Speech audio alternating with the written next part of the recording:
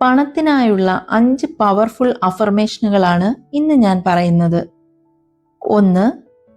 എൻ്റെ ജീവിതത്തിൽ പണം അനായാസമായി ഒഴുകുന്നു.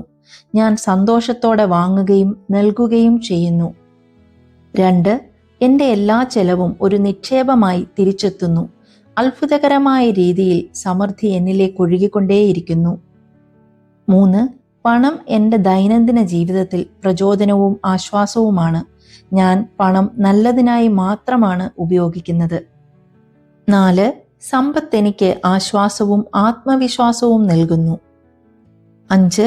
ധനം എൻ്റെ ജീവിതത്തിൽ അതിജീവനം മാത്രമല്ല, സമൃദ്ധിയുമാണ്.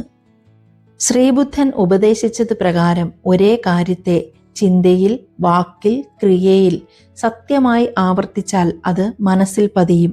അതിനാൽ ഓരോ അഫർമേഷനും 3 പ്രാവശ്യം പറയുകയും അതിനോടൊപ്പം നന്ദി നന്ദി നന്ദി എന്ന് പറയുകയും ചെയ്യുക.